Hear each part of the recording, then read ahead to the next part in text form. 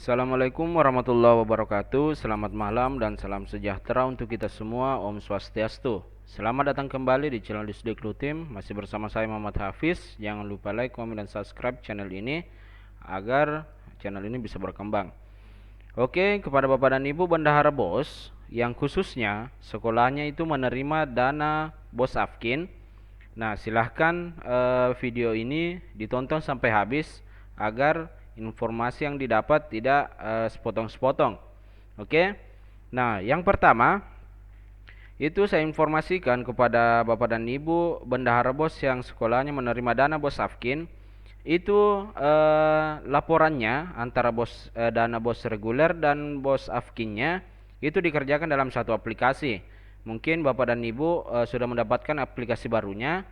Nah, di sini laporannya itu dikerjakan dalam satu aplikasi saja. Kan yang kemarin itu dibedakan antara laporan BOS regulernya dengan laporan untuk BOS Afkinnya. Oke. Nah, untuk kali ini dibuat dalam satu aplikasi saja. Nah, kemudian yang kedua, kepada bendahara BOS itu saya sarankan untuk menyelesaikan terlebih dahulu laporan dana BOS regulernya, kemudian nanti selanjutnya mengerjakan laporan untuk dana BOS Afkin. Oke. Nah, kemudian yang ketiga adalah itu untuk penerimaan di sini, penginputan dana penerimaan antara dana BOS reguler dengan dana BOS Afkinnya itu dipisah. Jangan ditotal. Walaupun Bapak dan Ibu sudah mengetahui jumlah dana yang diterima, tapi itu jangan ditotal. Misalkan dana BOS reguler yang Bapak dan Ibu dapatkan itu adalah 100 juta misalkan. Nah, di sini kita input, kemudian disimpan. Nah, kemudian selanjutnya itu adalah penerimaan untuk dana BOS reguler dana BOS Afkinnya. Jadi jangan digabung. Misalkan yang diterima untuk BOS Afkinnya itu 60 juta. Jangan digabung dengan dana BOS reguler yang 100 tadi. Jadi totalnya itu ditulis begini. Oke, jangan sampai seperti ini. Karena itu beda dana BOS regulernya dan beda dana BOS Afkinnya, dan juga waktunya pasti berbeda karena sepertinya untuk dana BOS Afkin itu belum masuk, jadi nanti penginputannya dipisah. Oke, penarikannya pun begitu, dipisah juga. Kemudian selanjutnya adalah untuk mengenai saldo dana BOS Afkin yang tahun kemarin. Oke, misalkan sekolah yang menerima dana BOS Afkin tahun lalu itu masih bersaldo, kan masih ada saldonya untuk pembelian pulsa kemarin. Nah, untuk saldonya Bapak dan Ibu jangan menginput di aplikasi ini. Jangan membuat SPJ-nya juga di aplikasi ini. Jadi Bapak dan Ibu harus membuat SPJ-nya secara manual untuk sisa saldo yang kemarin. Nah, kan kemarin itu sisa saldonya itu dibelanjakan untuk belanja kuota internet atau pulsa untuk siswa. Jadi disesuaikan dengan yang kemarin itu. Jadi untuk pembuatan SPJ-nya nanti dibuat manual di Excel. Kemudian belanjanya harus belanja kuota internet atau pulsa. Oke? Jangan digabung di aplikasi ini. Jadi di sini untuk di tahun ini dana BOS Afkin tahun ini itu murni hanya dana yang diterima tok saja. Oke? Misalkan yang diterima adalah 60 juta.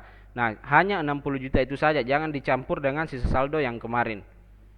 Nah, kemudian yang selanjutnya adalah Bapak dan Ibu yang sudah terlanjur membuat SPJ untuk tahap 2. Kan kemarin Bapak dan Ibu saya berikan informasi itu bahwa untuk di bagian penginputan sini untuk buat SPJ. Nah, di sini saya kan kemarin langsung memberikan informasi kepada Bapak dan Ibu untuk langsung memilih saya di sini antara afirmasi atau kinerja sesuai yang diterima. Nah, Eh, Sebenarnya itu bukan, itu informasinya diralat. Jadi kan ini untuk yang sekarang Bapak dan Ibu mengerjakan laporan untuk dana bos reguler. Jadi yang dipilih di sini itu bos reguler juga. Yang bagi Bapak dan Ibu yang sudah memilih afirmasi atau kinerja, eh, maafkan saya sebelumnya dan tolong diedit SPJ-nya. Oke? Harus diedit karena nanti kita bingung untuk melihat yang mana sebenarnya SPJ untuk dana regulernya, bos regulernya, dan yang mana SPJ untuk dana bos afkinya. Nah, di sini ada editnya. Silahkan saja langsung diedit. Yang awalnya memilih yang model SPJ-nya seperti ini, misalkan afirmasi atau kinerja, silahkan diubah ke bos reguler seperti ini. Oke, agar sesuai karena yang sementara kita kerja ini adalah SPJ dana bos reguler. Nah, kemudian yang selanjutnya, misalkan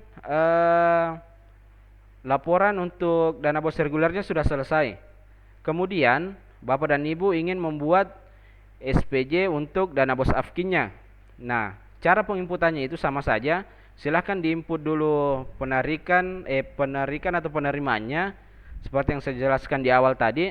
Silahkan diinput berapa diterima, tanggal berapa, dan penarikannya berapa yang ditarik dan tanggal berapa. Kemudian masuk di RKA. Nah, di RKA, misalkan anggaplah ini adalah RKA untuk dana bos regulernya. Nah, untuk RKA dana bos afkinnya seperti biasa saja, dibuat RKA-nya, tambah RKA seperti ini. Nah, pilih programnya, dia program apa, kemudian belanja apa, barangnya, satuannya, oke. Diinput seperti biasa. Seperti pembuatan RKA untuk dana bos regulernya. Mungkin sempat ada yang bingung, jadi saya jelaskan memang. Nah, kemudian untuk di SPJ-nya, setelah RKA-nya dibuat, kita cek di SPJ-nya. Nah, di SPJ-nya sini, nah ini diisi belanja rekanan. Sesudah itu, silahkan ya, baru dipilih salah satunya ini.